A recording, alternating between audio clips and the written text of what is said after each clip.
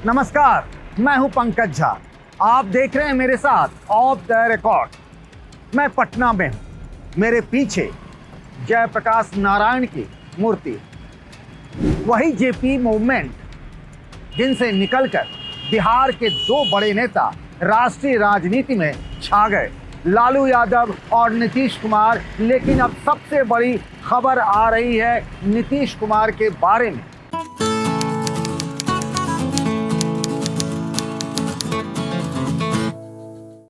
चुनाव प्रचार का आज आखिरी दिन था और अपनी आखिरी जनसभा में नीतीश कुमार ने ऐसी बात कह दी है कि पूरे देश भर में इस बात की चर्चा है। नीतीश ने कह दिया है कि ये चुनाव जो है, बिहार का चुनाव, वो उनका आखिरी चुनाव है। अंत भला तो सब भला।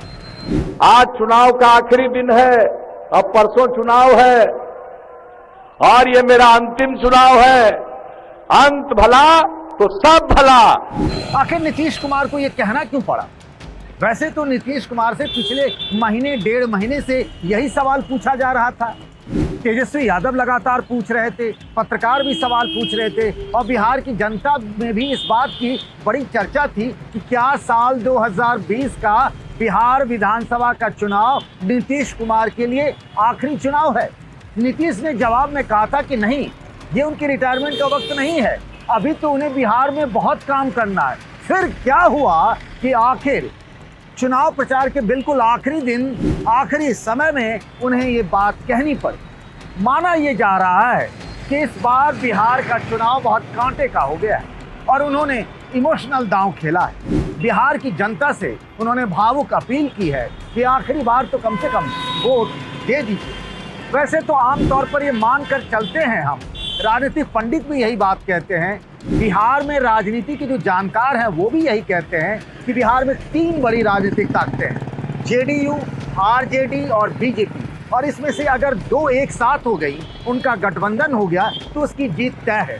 वो साल 2005 से तो यही हो रहा है, जब बीजेपी और जेडीयू का गठबंधन हुआ था। नीतीश कुमार मुख्यमंत्री बने थे पहली बार फुल फ्लेजेड। मैं पहली बार फुल फ्लेजेड की बात इसीलिए कह रहा हूँ क्योंकि साल 2000 में भी वो 7 दिनों के लिए मुख्यमंत्री बने थे, बहुमत साबित नहीं कर पाए।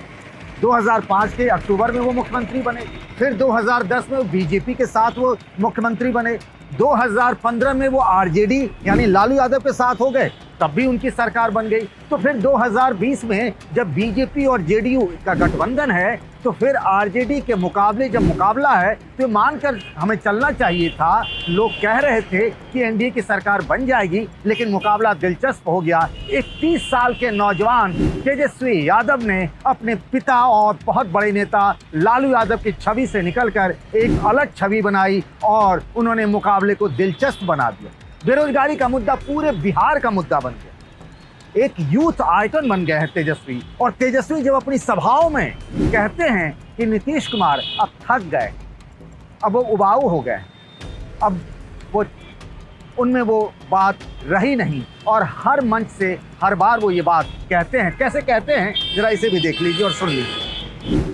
कि नीतीश कुमार जी मानसिक और शारीरिक रूप से थक चुके हैं और हम इसलिए कह रहे हैं वो थक चुके हैं कि उल जुलूल जो बयान जो है वो कहा जा रहा है। यही नहीं, नीतीश कुमार को अब एक बूढ़ा बताने के लिए और समझाने के लिए खुद तेजस्वी यादव, आरजेडी के कई बड़े नेता सोशल मीडिया में इस तरह के वीडियो पोस्ट करते हैं कि जब वो मंच की तरफ जा रहे हैं या मंच से भाषण देकर लौट रहे हैं तो दौड़ते भागते हुए, यानी वो नई ऊर्जा, नए उत्साह, नई रफ्तार, जैसा कि उनके आरजेडी के पोस्टर में भी है, नई सरकार, नई रफ्तार, तेजस्वी सरकार। तो वो भागते दौड़ते हुए दिखते हैं और ये बताने की कोशिश करते हैं कि नीतीश कुमार अब बिहार का अतीत हो गए हैं। और इस तरह के बातों के बीच में नीतीश कुमार का ये कह देना कि ये उनका आखिरी चुनाव, तब सवाल ये भी उठता है लोगों के मन में कि क्या वो मुख्यमंत्री बनेंगे, क्योंकि वो कई बार कहते रहे हैं कि उन्होंने तो नहीं कहा बीजेपी को कि उन्हें चेहरा बना दिया जाए सीएम का। खुद जेपी नड्डा भी कह चुके हैं, बीजेपी के कई बड़े नेता भी कह चुके हैं कि अगर जेडीयू की कम सीट आएगी तो भी नीतीश कुमार मुख्यमंत्री बनेंगे। लेकिन सवाल ये उठता है कि क्या अगर बीजेपी और जेडीयू के बीच में सीटों का फर्क बहुत ज़्यादा होता है उस हालात में भी नीतीश कुमार मुख्यमंत्री बनेंगे? क्या है नीतीश कुमार का रिटायरमेंट प्लान?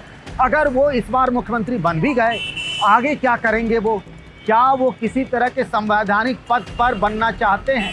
क्योंकि उन्होंने राजनीति से दूर रहने की बात कही है। तो तमाम तरह की चर्चाएं चल रही है उस नीतीश कुमार के लिए। जब उन्होंने पहला चुनाव लड़ा था तो विधानसभा का वो हार गए थे। वो बात साल 1980 की 77 की है। 1980 का दूसरा विधानसभा चुनाव भी हारे और 85 में पहली बार विधायक बने। उन्होंने लालू यादव के साथ रहे, फिर लालू यादव से अलग हुए, समता पार्टी बनाई, बीजेपी के साथ हुए, केंद्र में अटल जी की सरकार में वो कृषि मंत्री रहे, फिर रेल मंत्री भी हुए, और फिर एक ऐसा भी मौका आया जब वो नरेंद्र मोदी से अलग हो गए। फिर ऐसा भी मौका आया जब वो नरेंद्र मोदी के साथ मंच पर हाथ जोड़कर खड़े रहते हैं। तो हर तरह के प्रयोग किए नीतीश कुमार ने। लेकिन अब सवाल यही है कि क्या नीतीश कुमार, अगर सीटें कम भी हुई जेडीयू की, तो वो मुख्यमंत्री बनेंगे? ये उनका आखिरी चुनाव है, ऐसा हम नहीं कहते, नीतीश कुमार ने कहा। और क्या होगा उनका रिटायरमेंट प्लान? एबीपी न्यूज आपको रखे आगे।